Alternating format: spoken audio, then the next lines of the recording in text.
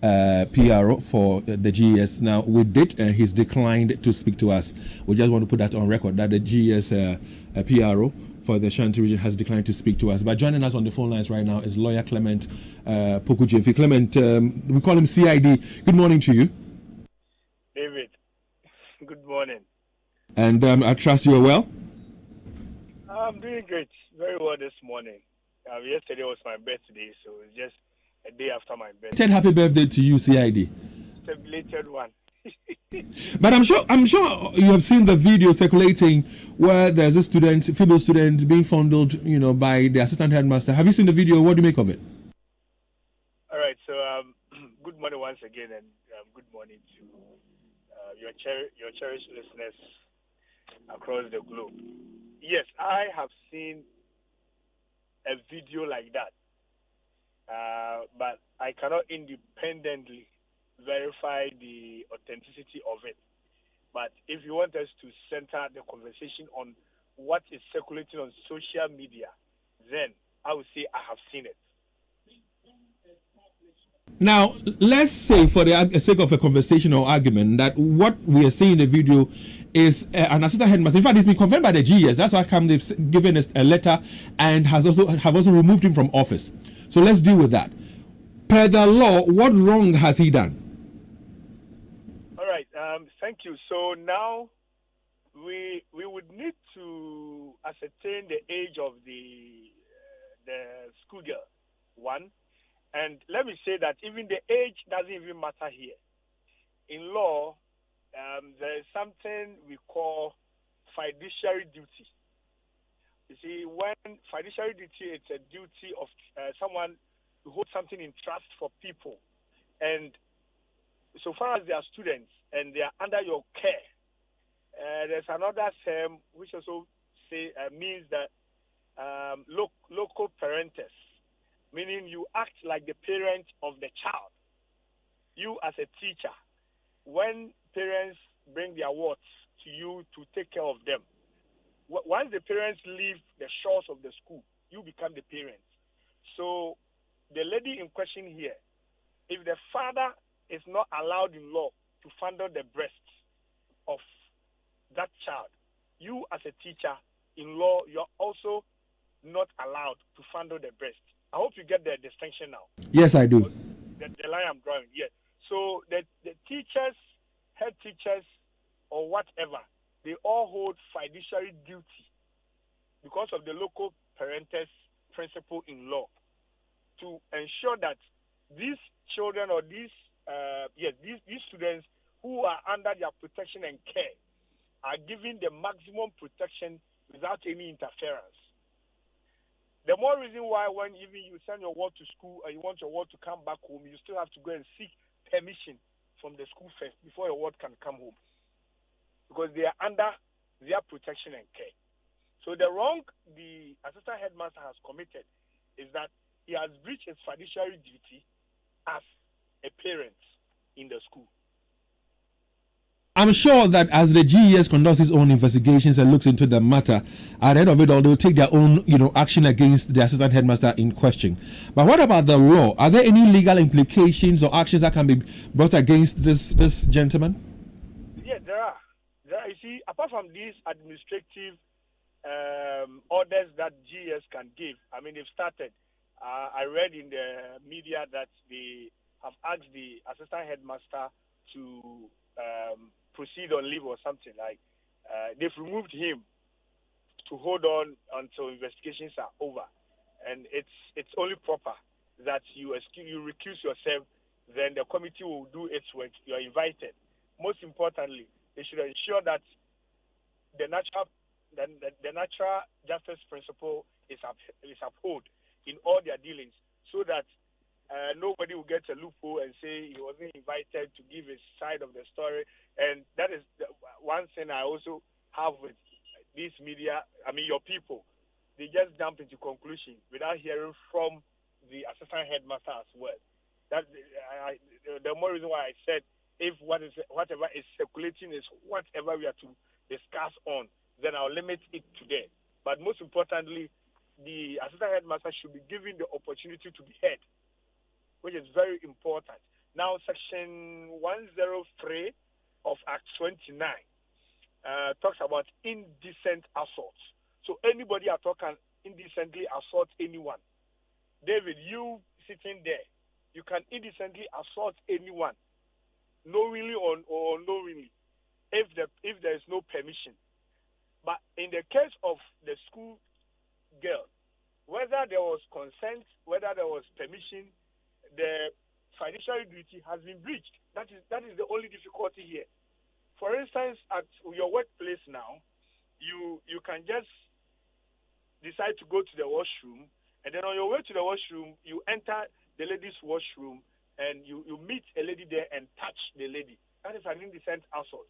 But if the lady invites you, oh, David, come and touch me, and you touch her, that will not amount to indecent assault because there is consent. And it's because the lady is not under your protection or under your care. But in this case, because they are students and they have been brought under your care and protection, whatever you do to them, the law will hold you. So you're talking about the law will hold you. So what exactly can be meted out to this assistant headmaster? What can he be charged for? I am finding it a bit difficult, and I know other lawyers also find it difficult pressing charges against the assistant headmaster in the Criminal and Other Offences Act 29, because the indecent assault bits, the definition, that's 103(2), which defines the indecent assault, says that without consent. So assuming the lady comes out and say that I gave the assistant headmaster the consent, then it means that whatever charges you press against him will fall or will fail. I don't know if you get it. In criminal law, David, in criminal law, every offense has its own definition, has its own elements you have to prove. For instance, if you are charged for defilement, it means that the charge should be, or the person should be below 16 years. But if you sleep with someone who is above 16, say 19, then the prosecutors charge you for defilement. Lawyers will just go and tell the court that even the person they are alleging you slept with, it's more than 16 years, so defilement will not suffice. And that is what is going to happen here. Indecent assault, where I see it coming from, it only happens if there is no consent. But my difficulty is, what if the lady comes out and say, oh, I consented to it? What will happen? And it will just come to the fiduciary principle bits and the local parentage bits that I explained earlier. I hope you get it. Yes, I do. Yes. So for the offenses, yes, they are there. But every offense has its own definition and its own elements prosecution will have to prove before it will suffice. Your inability of proving it will fail. The person will just go. And in the media, you say, oh, yeah, I'm going to say, you see, the person is now working freely. So the prosecution will have a clear task dealing with this. So which means, from what you're saying, is that looking at a girl in the video, and let's say her age, let's say hypothetically that she's above the age of 16, which of course per Ghana's laws, she can consent to sex. If she, for example, comes up and say, for example, that she was not forced and that it was kind of mutual and consenting, then that can be the defense of the assistant headmaster. Am I right? Exactly. My headache, that is where my headache is. Because when you watch the video closely, it was the lady who was filming, right? The lady rather was filming, and the assistant head was seated and was just fondling the breast of the school child. And so, if she comes out to say, I consented to it, there's been instances, there's been cases in court where people will try to charge people for rape, and then the victim will come and say, "One rape me. He didn't rape me. He's my boyfriend. I allowed him." What will happen? But in this context, let's say, and again, I'm speaking hypothetically here, what if this girl, female student, comes and says, for example, that, oh, Otadia students be brave, so we wanted to catch him on camera. Can that hold in court? If so, Otadia students be brave, you wanted to catch him on, will that not also amount to baiting? Will that also not amount to baiting. I'm also speaking as a lawyer and as a defense counsel in this case. So if you say that, oh, she did that just to film him, well, you have to bring your... About baiting, then comes in the earlier word you use, the fiduciary thing, because I've brought my child to school. I'm not there as a parent. It is your responsibility, not just as a teacher, but even the assistant head teacher, to protect my child. So if you say it's baiting, what are you talking about? So I asked, would that not amount to baiting? Prosecution counsel, defense counsel will come out with that. But the fiduciary bets will still come in, and the local parental bets principle will also come in. So whichever way it falls, the fiduciary bets will catch up with the assistant head if what we saw in the video is anything to go by. So, a lawyer, what measures can be taken, to prevent similar incidents in the future and promote a safe learning environment? Let's say a senior high school comes to engage you as a lawyer for the school. What advice will you give them? David, you see, naturally, if you have disciplined people who are naturally disciplined, manning schools, any adult who is disciplined by nature will not engage himself in this. I don't know if you understand me. If you know what you are up to, what you are about, and as a teacher of an institution, not even raise the bar to assistantship, even a mere teacher in any institution, you have that role to play, to the extent that you don't even engage yourself in that. Even in the universities, according to university statutes, if you want to date a student in the school, you must wait for the student to complete school before you can date that student. How much more a second cycle institution? So there is nothing that will save anyone who engages him or herself. Let's not limit it to only the hims. The hairs are also part. Because imagine a female teacher who also sexually assaults male students.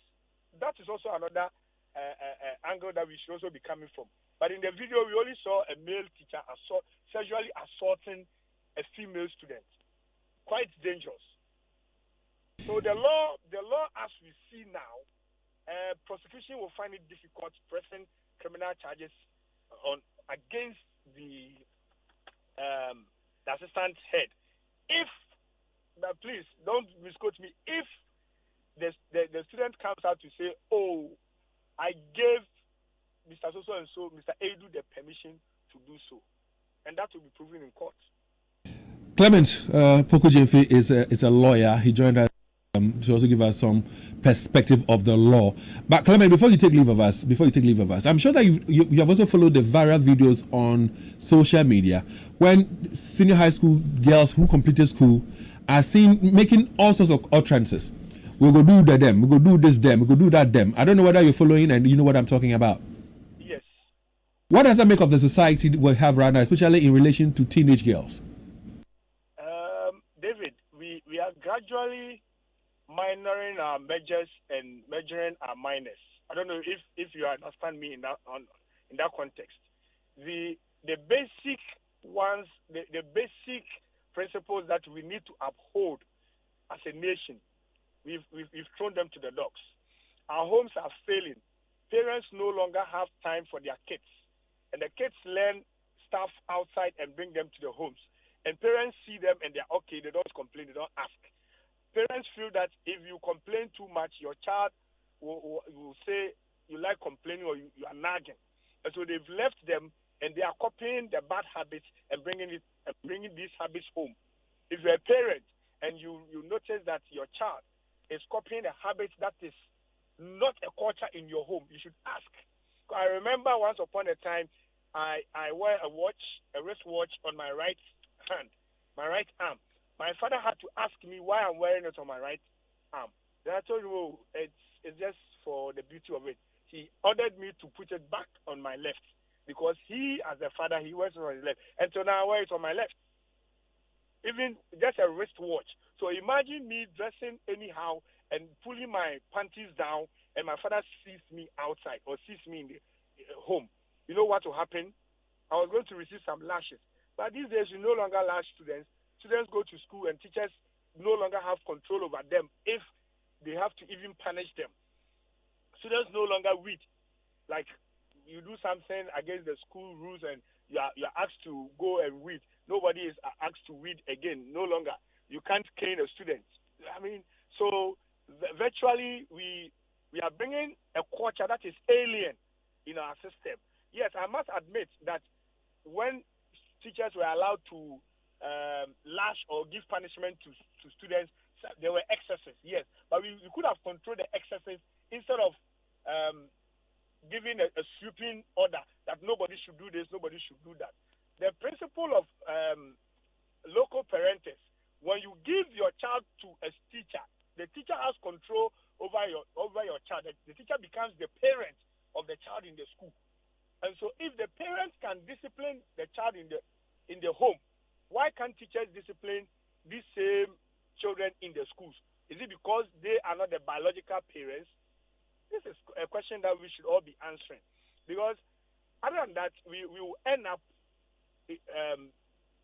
breeding indiscipline and uncouth children in the society, which is very, very, very dangerous for the forward march of this country. CID. Hey. Now, this is Leo. Oh, Leo. You have a question for me? Yes. I mean, back in the days when you were in school, I know you were punished when you did something wrong. Even the seniors in the school, had the chance to punish you when you did something wrong. Would you say that the legal body or the legal profession somehow, some way has contributed to people, taking advantage of the law to stop teachers from punishing students? I would say that we have been overly legal. Let me put it that way. We have been overly legal, and we've copied or inculcated foreign culture into our system. You see, some of these cultures, they are too foreign. They are too foreign to us. These days, I've been a district chief executive before, and some of the cases that came on my desk for arbitration or to settle these matters were issues that ordinarily a common teacher in the school could have settled. I must say that there will certainly be excesses, but we could have managed the excesses. If you're a teacher and you arbitrarily punish a student indecently, that teacher should be brought to book. However, if a student does something wrong, these days students are able to even insult a teacher, rush to teachers at the staff common room to even, as a matter of fact, try to even beat them in a way. And teachers are sitting down, unconcerned, unprotected, and we say that because of the law, we should just allow them. No, we can't do that. We have been overly legal. That is how I'll put it. The law, we have our culture as a country, as Africans. Because we know how we bring forth our children. You need to direct and guard them in all manner, in all spheres of life. You cannot just leave them to do things.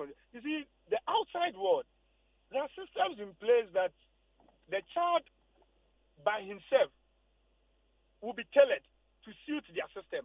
But in Ghana, ask yourself, how many CCTV cameras do we even have in our senior high schools? That if you don't allow the teachers to sort of take that role up, the students will obviously go wayward. Obviously, they'll go wayward. All right, so Clement Opoku Jemfi is a legal practitioner. Thanks very much for your time with us this morning. And this whole conversation